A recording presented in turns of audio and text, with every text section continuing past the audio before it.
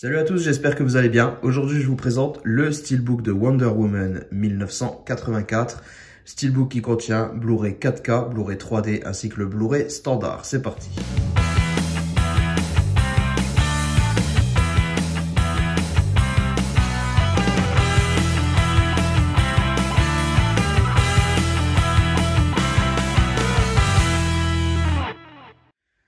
Alors j'ai un petit peu peur pour ce film, tout simplement parce que les retours sont vraiment très mitigés sur ce film, même pas mitigés, ils sont assez mauvais sur ce film. Et je ne l'ai pas vu, hein, vu qu'il n'est jamais sorti au cinéma chez nous.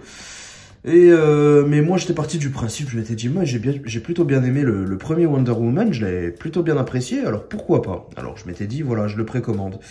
Après quand j'avais vu tous les retours hyper négatifs et tout ça, je me suis dit oulala. Je vais le décommander et puis je le prendrai quand il sera moins cher parce que je pense qu'il sera pas vraiment en rupture de stock, qu'on le trouvera assez facilement. Donc je m'étais dit que j'allais annuler la précommande et puis attendre qu'il soit un petit peu moins cher. Il n'y avait pas d'urgence. Et ben finalement j'ai oublié d'annuler la préco et le voici qui arrive aujourd'hui. Donc bon bah il n'y a plus qu'à espérer maintenant que quand je le vois qu'il me plaise. Hein, mais bon ça a l'air un petit peu compliqué. On verra bien. Je me ferai mon avis dessus. En tout cas, aujourd'hui, je vous présente le Steelbook, mais juste avant de passer au Steelbook, justement, on va faire un petit tour niveau fiche technique. Alors, niveau piste sonore, par contre, on est plutôt bien fourni, même pour la VF. Nous avons sur le Blu-ray 4K du Dolby Atmos sur base de True HD pour la VF et pour la version originale, du Dolby Digital également, français ou anglais.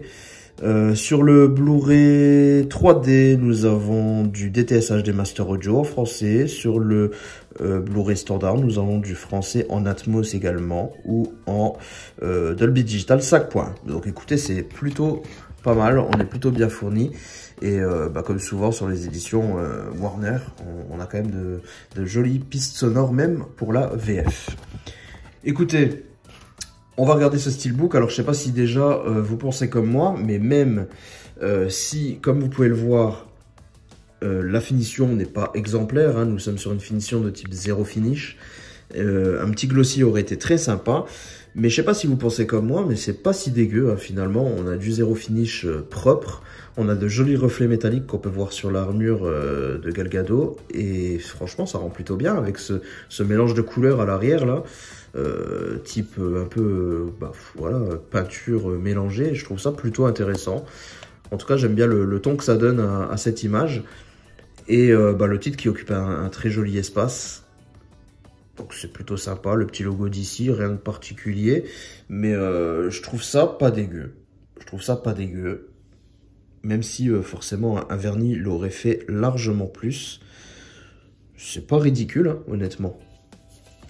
Sur la tranche, on a encore une fois le titre, alors écrit de la même manière, avec le petit logo Warner et DC, qui est d'ailleurs une continuité si je ne m'abuse, ouais, un peu de choses près, plutôt bien foutu, une continuité de la face avant au niveau de la peinture en arrière-plan, c'est plutôt sympathique.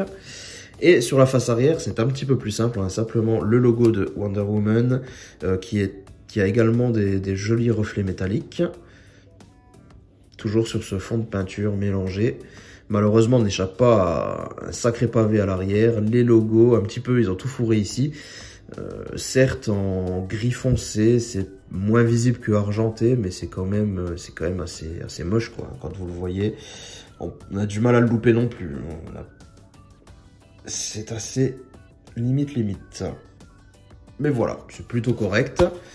Ensuite, voici la vue d'ensemble, du coup, hein, tout en continuité, très sympathique. Puis le zéro finish est vraiment top, hein. Il n'y a pas un endroit où on voit le métal, hein. C'est vraiment très joli. Imaginez la même chose en glossy et vous seriez ravis, je pense. Côté Blu-ray, alors je les ai sortis, ils sont là. Le 4K, avec une sérigraphie assez spéciale. Je sais pas si c'est censé nous rappeler les années 80, mais voilà, une sérigraphie très spéciale. Pour le Blu-ray, on change simplement la couleur. Et pour le Blu-ray 3D, pareil, cette fois-ci en rose.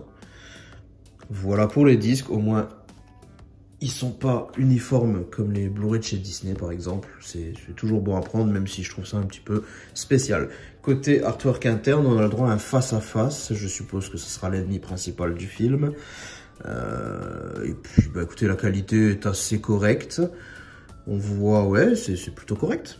Pas de souci de ce côté-là. Alors, je trouve pas le steelbook oufissime, mais je le trouve quand même sympathique. Personnellement, je le trouve plutôt sympa. J'ai plutôt peur de voir le film maintenant. Je sais pas trop à quoi m'attendre, même si les retours sont plutôt unanimes dans le sens où il a l'air assez mauvais. On verra bien ce qu'il en est. Écoutez, dites-moi ce que vous en pensez de cette édition ou bien du film dans les commentaires. Et puis, on va se retrouver très bientôt pour une prochaine vidéo. N'hésitez pas à vous abonner, à liker si ça vous a plu. Ciao tout le monde!